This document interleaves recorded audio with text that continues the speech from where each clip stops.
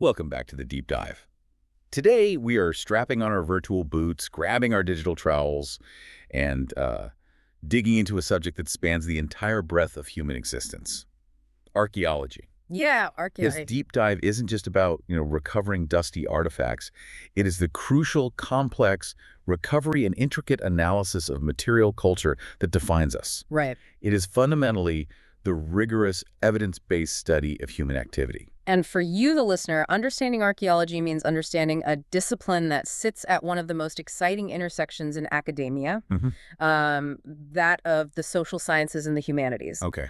It is a field that relies heavily on rigorous, hands-on, and now increasingly technological methods, from large-scale regional surveying and meticulous site excavation to the subsequent deep scientific analysis of every piece of collected data. All specifically to learn about the human past. Exactly, all focused on the past. When you talked about the human past, that time frame is what truly sets this discipline apart. It's not just a few thousand years of recorded history that we're dealing with. Oh, not at all. It covers the vast majority of our history, and the timeline is almost, well, it's hard to grasp. How far back are we talking? Archaeology stretches all the way back to the earliest known evidence of hominin activity, specifically the development of the very first documented stone tools at the Lemekwi 3 site in East Africa. That's roughly 3.3 million years ago. 3.3 million years, wow. Yeah. And the study continues right up until recent decades, looking at the detritus of 20th and 21st century civilization. So it's the material culture focus. Right, the Right. artifacts, architecture, and biofacts that comprise the archaeological record. That's the only way to access that deep, unwritten past. Okay, let's unpack this history. Our mission today is to give you a complete picture. We are going to trace how this field evolved from what was essentially high-end artifact hunting, Antiquarianism. which we know as antiquarianism, Yeah. into the rigorous, highly technical, and data-driven science it is today. And we'll also be exploring the cutting-edge methods revolutionizing the field think remote sensing and artificial intelligence. Definitely want to get into that. And we absolutely must dedicate significant time to the major ethical, political, and cultural controversies that archaeologists are navigating right now. It's unavoidable. Okay, sounds like a packed agenda. Let's start at the beginning, or, well, maybe not the very beginning, but an early documented case. Right. To begin the history of archaeology, we have to travel far beyond the Romantic period. Forget Indiana Jones for a second. Definitely forget Indy for this bit. We need to start with King Nabonidus, the last king of the Neo-Babylonian Empire, around 550 BC in ancient Mesopotamia. Nabonidus, what's truly remarkable about him is that he wasn't just, stumbling upon things. He was intellectually driven. He was actively searching for knowledge about a past that was already ancient to him. Yeah. He set the precedent for intellectual inquiry into the distant past. Mm. He is often recognized as the first archaeologist because he specifically commissioned and led excavations to find the foundation deposits of temples Temples to who? to important deities like Amma, the sun god, and Anu-Nitu, the warrior goddess, in places like Sippar and a sanctuary in Haran. So he was seeking religious continuity, but he did something profoundly scientific in the process. You mentioned dating. Precisely. He attempted to place his find in a chronological order. When he successfully located a foundation deposit belonging to Naram-Sin of Akkad, a ruler from the long-lost Akkadian Empire, who reigned around 2200 BC, Nabonidus attempted to calculate its exact age. How close did he get? While his estimate was significantly off, perhaps by as much as 1500 years, Oof. due to limited information back then. However, the sheer conceptual leap, the attempt to establish a chronology based on the physical evidence and the historical record, rather than relying solely on myth or folklore, that was a profoundly significant step towards what we now call scientific dating. Right, the attempt itself was the key innovation. Exactly. That brings us forward many centuries to Europe, where the modern science of archaeology really grew out of the much older, multidisciplinary pursuit known as antiquarianism. Antiquarianism, yeah. Prior to the 19th century, this was centered on studying history with a particular focus on ancient artifacts, manuscripts, monuments, and sites. They were compilers, recorders, collectors. Kind of like intellectual magpies? Sort of. Their guiding philosophy was famously summarized by the 18th century antiquary Richard Colt Hoare's motto: "We speak from facts, not theory." Facts, not theory. Okay. They were empirically focused, prioritizing the object itself, even if their methods of recovery and dating lacked the rigor we expect today. And the early figures here were true restless travelers, documenting sites before they were destroyed or looted. Tell us more about Cyriacus of Ancona from 15th century Italy. Ah, Cyriacus, often called Pater Antiquitatis, or Father of Antiquity. He was tireless. He traveled extensively throughout Greece and the eastern Mediterranean, meticulously recording detailed findings on sites that were then largely unknown to the wider European Renaissance world. Like where? He made vital drawings and notes on the Parthenon, Delphi, and the Egyptian pyramids and hieroglyphics. This documentation proved invaluable later, particularly for sites like the Parthenon, which suffered significant damage after his visit. So his notes became the primary source.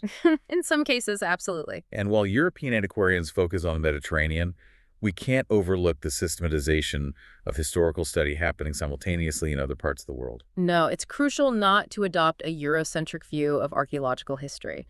Consider the 12th century Indian scholar Kalhana. His research was incredibly broad, involving the recording of local traditions, manuscripts, coins, architectural features. Wow.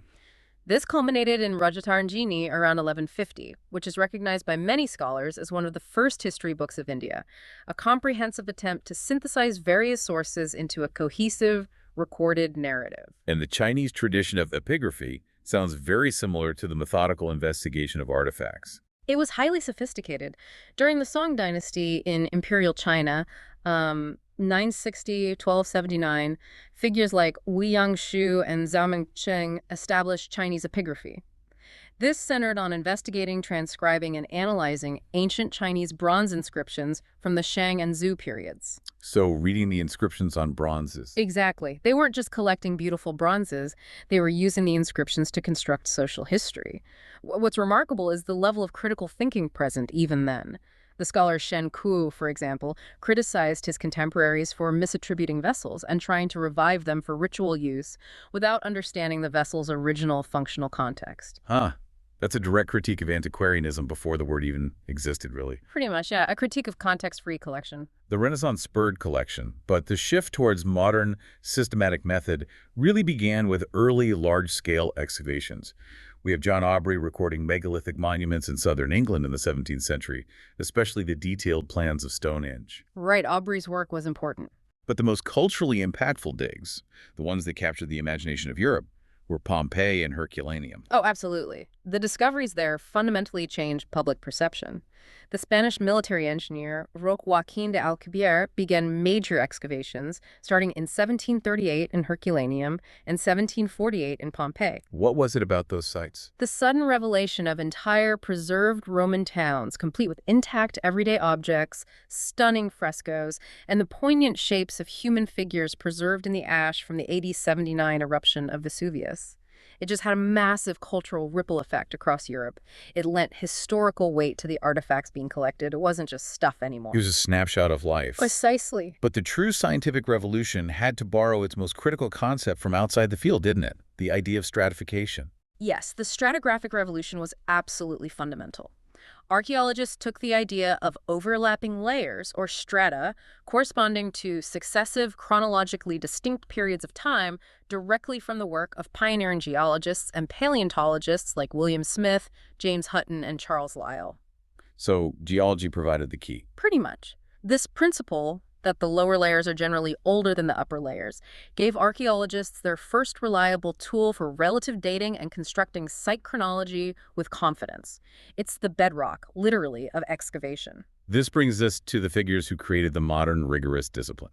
Let's start with Augustus Pitt Rivers in the 1880s. Pitt Rivers, often regarded as the progenitor of scientific archaeology, largely because of his painstaking methodical approach to fieldwork on his estate in Cranbourne Chase. What did he do differently?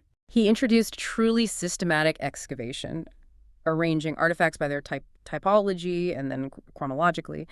But his single most important methodological innovation was his unwavering insistence that all artifacts, not just the beautiful, rare, or unique items, be collected and cataloged. That focus on the mundane shifts the entire goal of excavation. Was that commitment to the complete record revolutionary simply because of the sheer volume of data it created? It was revolutionary because it forced archaeologists to look beyond the treasure hunting motive. By insisting on the collection of common items like pottery sherds, animal bones, or broken tools, Pitt Rivers shifted the focus from collecting masterpieces to reconstructing daily life, diet, and technological evolution over time. Yeah. He understood that the collective record of the mundane tells a far richer story than the isolated brilliance of a single gold object. It's about the whole picture. Then we have William Flinders Petrie, often called the father of archaeology, whose work transformed Egyptology. Petrie internalized and expanded on this meticulous philosophy. He famously stated that the true line of research lies in the noting and comparison of the smallest details. The smallest detail. Yeah. His most critical practical contribution was developing a system of dating seriation based entirely on changes in pottery styles and ceramic findings. Since pottery is ubiquitous, yet changes subtly over time, this provided a robust, relative chronological framework for an entire civilization, one that didn't depend on written records or royal lists. This revolutionized the study of Egypt. So dating based on pottery styles. Clever. Incredibly effective. And finally, Sir Mortimer Wheeler, who brought military precision to the dig site in the early 20th century. Wheeler cemented the discipline methodology. He developed the systematic grid system of excavation that many sites still utilize globally today, particularly in areas like Britain and South Asia. The grid system, like Yeah. drawing squares on the ground? Essentially, yes. This grid, using fixed vertical and horizontal lines across a site, allows for precise control of spatial location. It ensures that the integrity of the stratigraphic and contextual record is maintained, even as the site is being destroyed through the process of excavation. It standardized the practice of archaeological recovery, made it systematic. So we've covered the methods, but why do we continue to invest so much time and resources in this destructive process? What is the core mission driving archaeology today? Well, the fundamental goal is about the comprehensive understanding of past societies and the massive narrative of human development.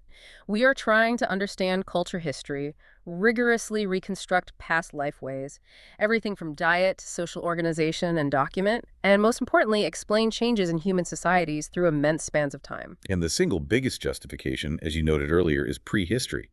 This period accounts for well over 99% of the human past. That is the ultimate importance of the discipline, that 99%.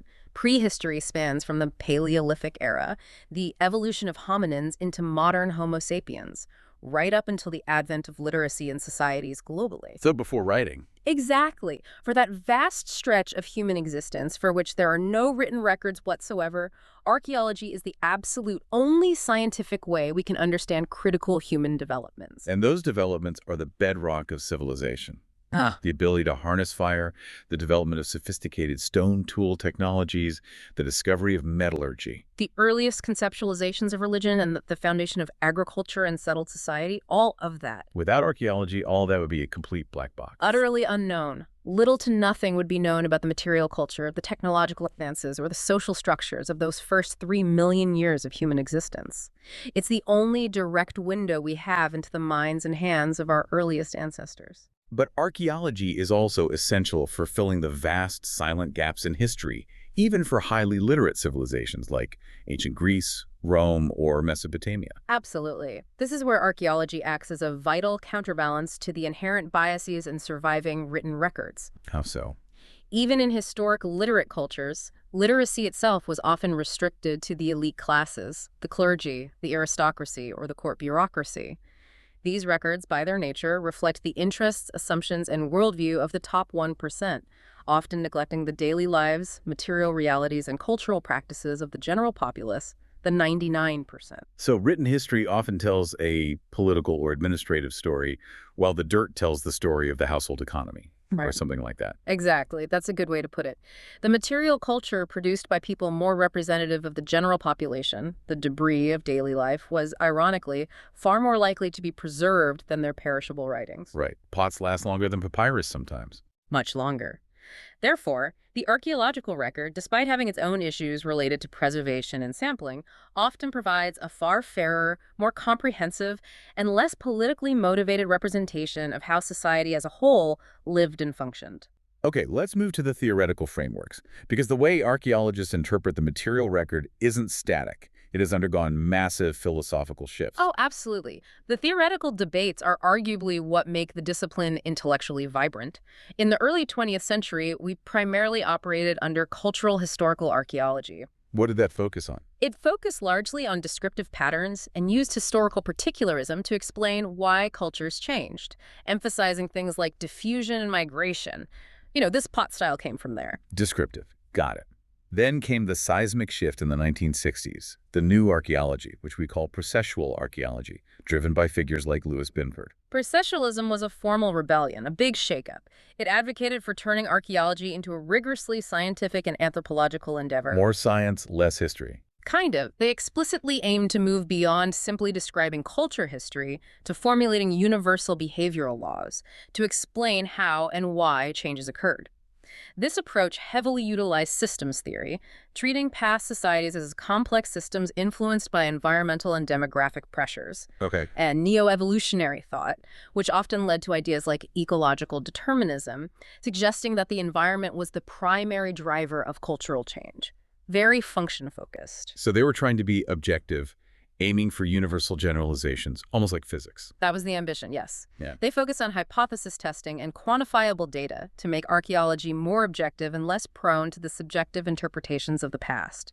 But this emphasis on scientific positivism inevitably spawned a counter-revolution. Right. There's always a reaction. Yeah. Which brought us post-processual archaeology in the 1980s, led by Ian Hodder. Post-processualism questioned the fundamental premise of scientific objectivity.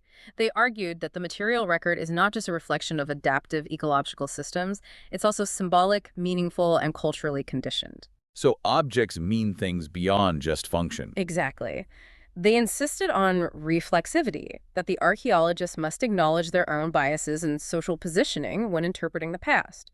They drew heavily on critical social theories like phenomenology, Marxism, and particularly feminist archaeology. Feminist archaeology, how did that fit in? Well, it sought to uncover the previously invisible role of women in the past by re-examining evidence that had been historically interpreted through a patriarchal lens, questioning assumptions about gender roles based on artifacts. This sounds far more focused on individual decisions and the symbolic meaning objects held, rather than simply environmental adaptation. Exactly. They stressed the role of individual agency, the idea that individuals and groups could intentionally manipulate material culture to assert power, identity, or meaning, rather than being passively shaped by the environment.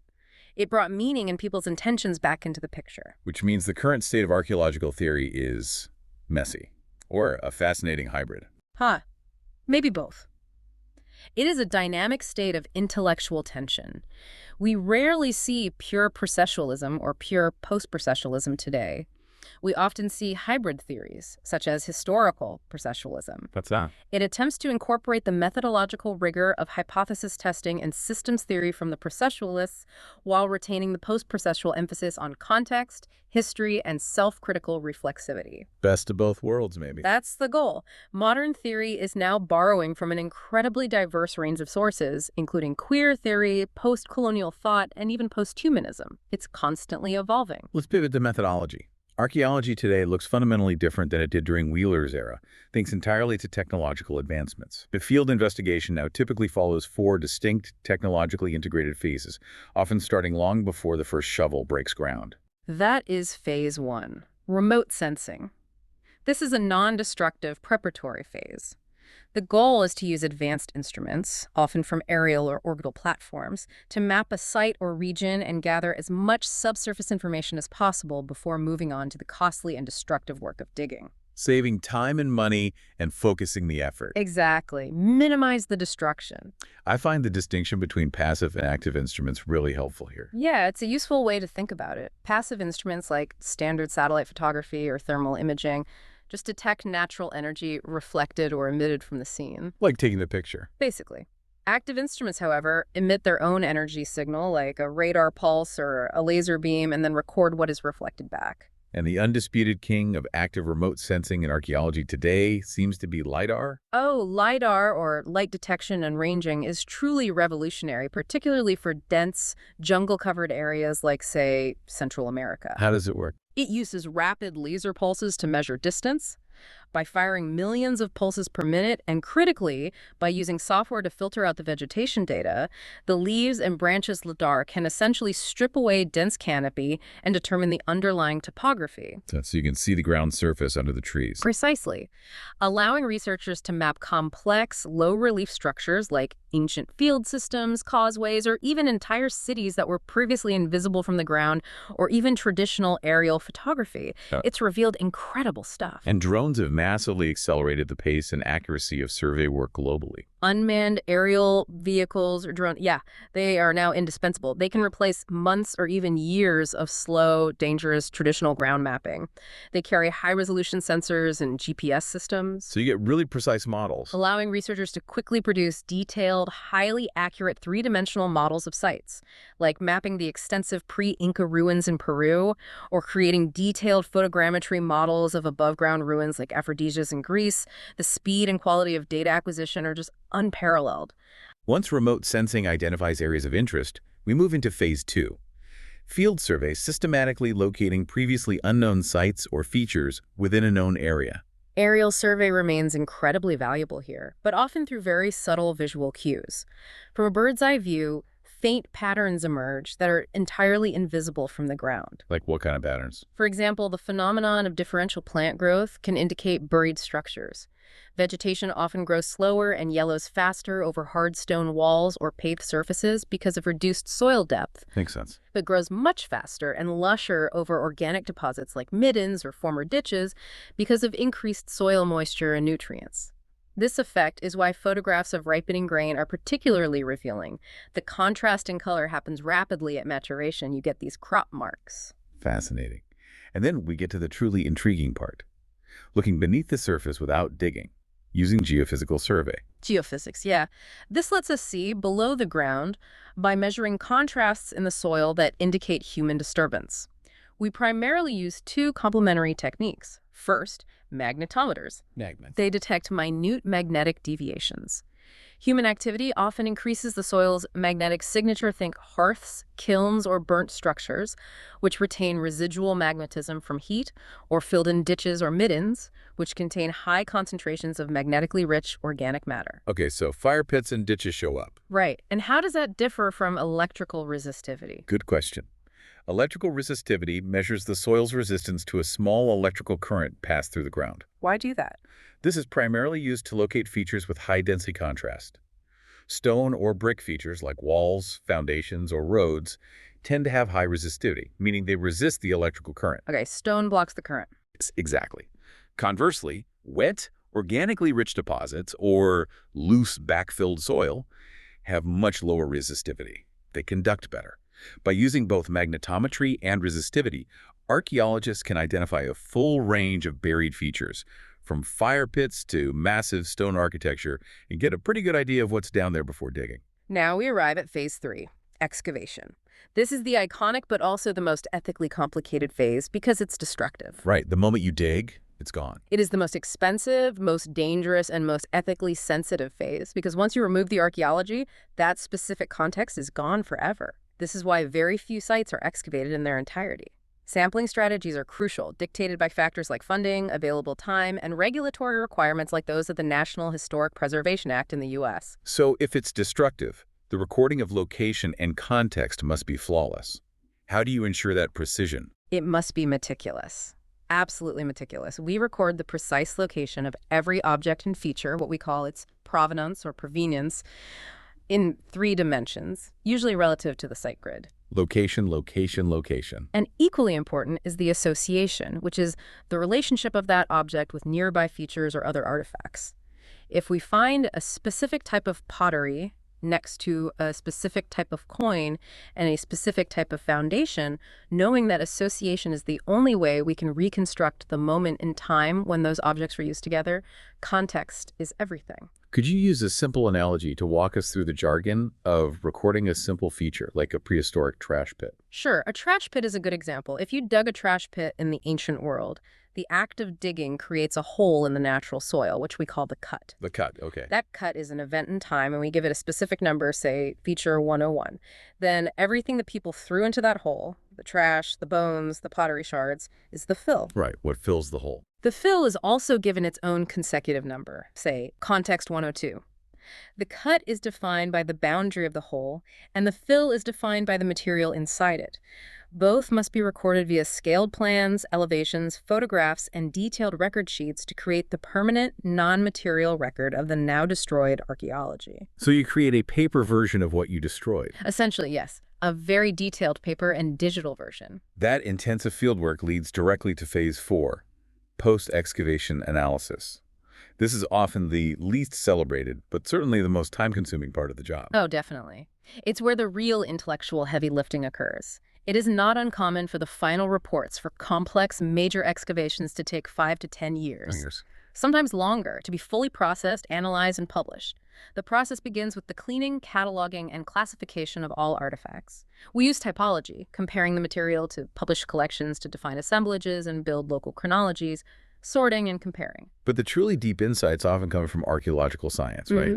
Using lab techniques. Yep, they absolutely do. Advanced scientific techniques provide essential, otherwise unknowable information about the physical properties and the environment of the past. We rely on zooarchaeology. Animal bones? To analyze animal bones, to reconstruct diet and butchery practices, paleoethnobotany and palynology. Plants and pollen? To study plant remains and pollen, providing data on ancient environments and agriculture, and increasingly stable isotope analysis applied to human and animal remains to determine diet, migration patterns, Where people came from. and the chemical composition of materials for dating and sourcing. These methods take our understanding far beyond what simple observation in the field could ever achieve. It's a huge part of modern archaeology. Archaeology is clearly a massive field, encompassing a staggering diversity of subdisciplines. That's right. The field specializes across various axes, method, like lithic analysis, focusing specifically on stone tools. Just stone tools. Or geography, Near Eastern Mesoamerican, chronology, medieval, historical, or theme, maritime, battlefield.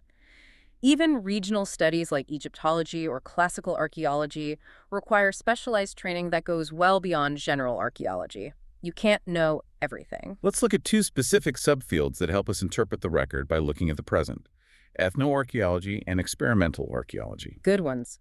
Ethnoarchaeology is the ethnographic study of living people. By observing how contemporary human groups create, use, and ultimately discard material culture, how they leave their own archaeological record, we develop better, more reliable inferential frameworks for interpreting the ancient past. Like watching how people nap stone today to understand old tools. Exactly. Or observing how a modern foraging community discards tool fragments around a hearth can inform how we interpret similar scatters from the Paleolithic era. While initial research focused largely on hunter-gatherer societies, it now covers a wide range of human behavior, including studies of modern trash disposal, believe it or not. The Gerbology project was famous for that. And experimental archaeology is about actively reproducing the past, testing hypotheses through action.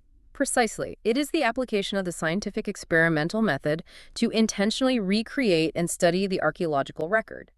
The goal is to improve our inferential frameworks by understanding the mechanics of past activities. Like building a Roman fort or something. That's one kind. Classic examples also include experiments comparing the efficiency of a stone axe versus a modern steel axe, or, critically, studying how factors like trampling or erosion affect the vertical dispersal of artifacts at a reconstructed campsite. This tells us what can happen to material culture over time, helps us understand site formation processes. Moving into the truly futuristic elements, we have archaeometry and digital archaeology, which are bringing physics, chemistry, and IT into the fold. Archaeometry aims to systematize archaeological measurement by applying high-level analytical techniques from physics, chemistry, and engineering. This is vital for source analysis, defining the precise chemical composition of artifacts like obsidian or pottery to determine their original geological source. Finding out where the clay came from. Exactly, allowing us to map ancient trade routes. It also includes the heavy use of geographic information systems, or GIS, which allows us to layer spatial data, and techniques like space syntax for analyzing the organization and movement patterns within ancient architecture. Very powerful analytical tools. And digital archaeology is leveraging computer power to resurrect the past visually. Yes.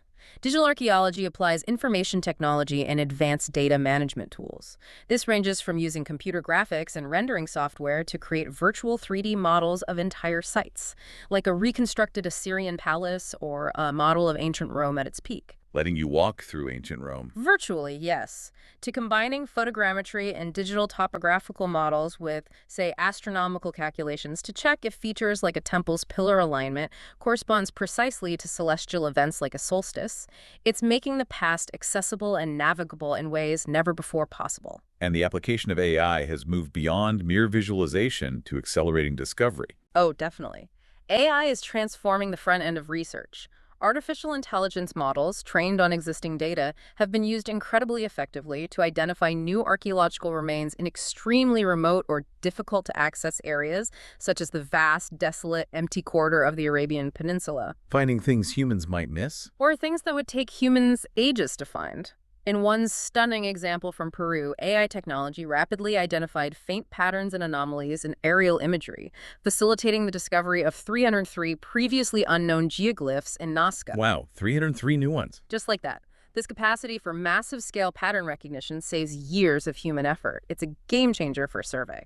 Finally, we must discuss cultural resources management, CRM, because this is where the vast majority of professional archaeology actually happens, right? Certainly in the U.S., CRM, or Cultural Heritage Management, yes. It accounts for the overwhelming bulk of archaeological research in the U.S. and much of Western Europe. It is not driven by academic curiosity. It is mandated by law. For example, the National Historic Preservation Act of 1966 in the U.S. specifically to protect sites threatened by commercial or government development. like building new highways, dams, or urban expansion. Exactly. If federal funding or permits are involved, the impact on cultural resources has to be assessed and mitigated. So it's rescue archaeology, driven by regulatory compliance.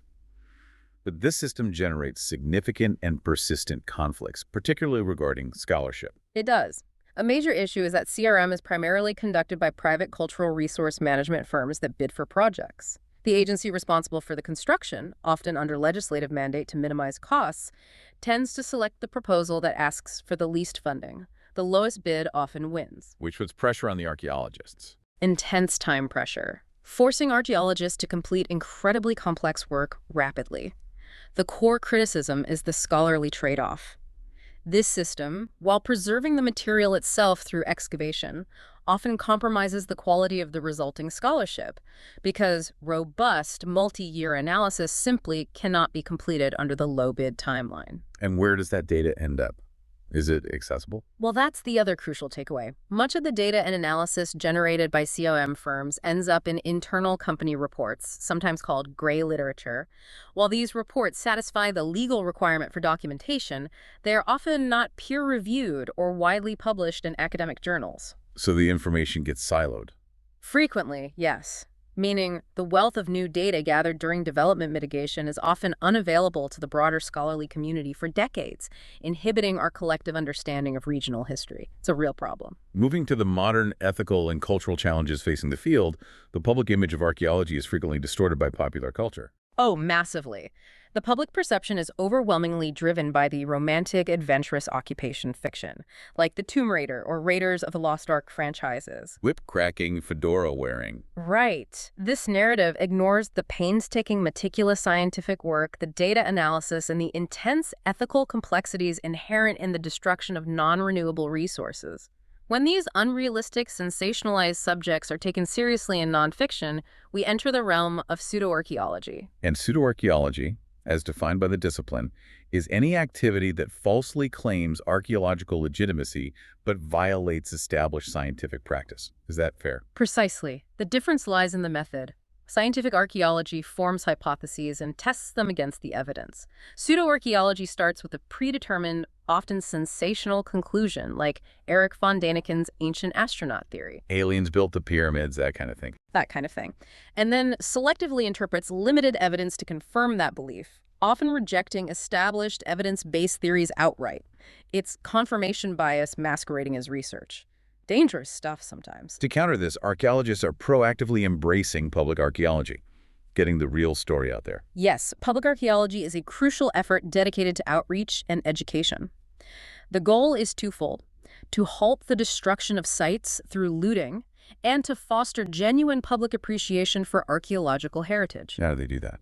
This includes community projects, accessible webcasts, popular TV shows like the UK's Time Team, which was hugely successful. The discipline recognizes that this effort provides significant public benefits, including helping to counteract historical and scientific racism by demonstrating deep, shared human histories and providing time depth to combat modern short-termism, showing people why the past matters. One of the most destructive and persistent problems, which affects all sites regardless of location or era, is looting and illicit trade. A huge problem. Looting is an ancient issue. Pharaoh's tombs were targeted millennia ago, but today it is fueled by a global, commercial, and academic demand for artifacts, particularly during periods of geopolitical instability. When looters remove artifacts, they destroy the archaeological context. That vital information about location and association. Exactly. This contextual destruction permanently denies future generations and descendant peoples essential information about their heritage, making the object little more than a piece of art without a story. It rips the page out of the history book. The use of advanced metal detectors by hobbyists presents a more nuanced challenge in some countries, not always straightforward looting. It does. It's complex. While unregulated metal detecting can lead to accidental looting, positive efforts are being made. The Portable Antiquity Scheme, or PAS, in the UK is a major successful example. What does the PA do? It encourages detectorists to voluntarily report and record their findings through an official mechanism, working with finds liaison officers. This approach transforms what might otherwise be illicit removal into cooperation that maintains a crucial scientific record, even if the object is removed from its original context. It's about collaboration, not just condemnation. Okay, that makes sense. Now, the most profound ethical conflict today revolves around descended peoples and repatriation, particularly in North America and other colonial contexts. Yes, this is incredibly important and sensitive. There is a deep, fundamental tension between the need for scientific study of ancient human remains and artifacts and the need to remain respectful towards sacred sites and the cultural heritage of descendant communities, especially indigenous groups. And historically, archaeologists weren't always respectful. No. Historically, archaeologists often removed remains and artifacts from burial grounds without permission, sometimes storing them for decades in museum basements without study or reburial, which understandably created profound ill will and justified anger, a legacy of mistrust. That tension forced a legislative compromise in the U.S. The Native American Graves Protection and Repatriation Act, or NOGPRA, in 1990. NOGPRA was a watershed moment, a huge shift. It limits research institutions' right to possess human remains and funerary objects, requiring them to inventory their collections and, crucially, to consult with tribal authorities to facilitate repatriation and reburial. Consultation is key. It forced archaeologists to fundamentally re-examine what constitutes a site and to integrate the views of indigenous peoples, who often view disturbing the past as having consequences for the present community. It's about shared authority now. A subfield that exemplifies this move toward a model of restorative justice is African diaspora archaeology. This is a critical area, specifically studying those forcibly transported by the slave trade and their descendants. A landmark excavation was the 18th century African burial ground in New York City, discovered during construction. What happened there? The director of research there, Michael Blakey, instituted protocols that absolutely prioritized collaboration with the African descendant community in New York. He viewed descendants not just genealogically, but as a community with a shared, ongoing historical experience stemming from enslavement. So community involvement from the start. Yes, this approach emphasizes shared stewardship and community involvement throughout the entire research process, setting a standard for ethical practice. It's about doing archaeology with people, not on them. But the reality of repatriation sometimes means the permanent end of scientific opportunity. That must be difficult. That is the ultimate trade-off, and it highlights the ethical difficulty. Consider the case in 2005 when Algonquin nations in Quebec successfully reinterred ancestral human remains and burial goods, some dating back 6,000 years, from the Canadian Museum of Civilization's collection. A success for the Algonquin nations. Absolutely. A moment of profound cultural restoration and collaborative success.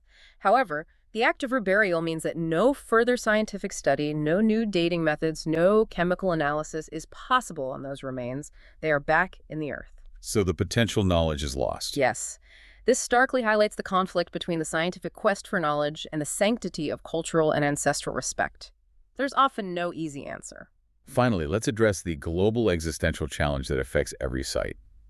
Climate change. Climate drivers are now a primary threat to heritage worldwide. It's accelerating loss at an alarming rate.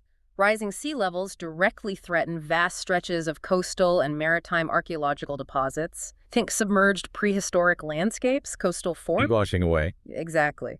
Increased drought conditions lead to soil shrinkage and chemical changes that destroy organic remains, while intensified rainfall can cause catastrophic erosion of ancient structures and deposits. And human responses to climate change, like building new seawalls or moving infrastructure, also inevitably impact sites. But there's a strange, unique silver lining in the melting glaciers.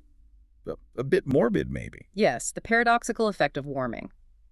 Melting glaciers and ice patches, particularly in places like Norway or the Alps, have fostered the entire new field of glacial archaeology. As the ice recedes, it reveals long-buried artifacts, leather shoes, wooden tools, clothing, and even perfectly preserved human and animal bodies like Ötzi the Iceman Incredible preservation. that were frozen in time, providing incredible high-resolution snapshots of the past. So, climate change is both actively destroying sites and simultaneously revealing new ones. A double-edged sword. Very much so. Furthermore, archaeologists' knowledge about how past societies adapted or failed to adapt to ecological shifts is increasingly relevant to helping modern society manage and adapt to a changing climate, and even using sites sometimes to support ecosystems and biodiversity. #tag outro. We've covered a massive amount of territory today, traversing millions of years, from King Nabonidus' attempted chronological dating through the methodical rigor of the scientific founders. Kit Rivers, Patry, Wheeler. Right up to the use of LiDAR technology and AI, finding new geoglyphs in the Nazca Desert. Yeah. Archaeology is a quest to document and understand the full, sweeping narrative of the human story. It's quite something. Indeed. And as we've seen, the discipline exists in a fundamental, almost philosophical tension. It is driven by the desire for comprehensive knowledge about the entire span of human existence, but that knowledge can often only be gained through the destructive act of excavation itself, The paradox at its heart. or by navigating deep ethical and political conflicts with the very descendant communities whose heritage we seek to understand. That tension, that balancing act, is really the defining characteristic of modern archaeological practice. It makes you truly consider the permanence of knowledge versus the sanctity of the past. So here's a provocative thought for you, the listener, to carry forward.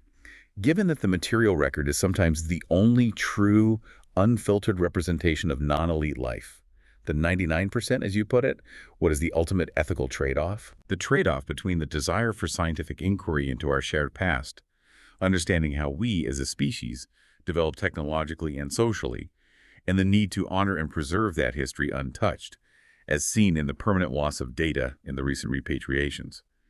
When does the search for objective knowledge yield to the sanctity of cultural memory?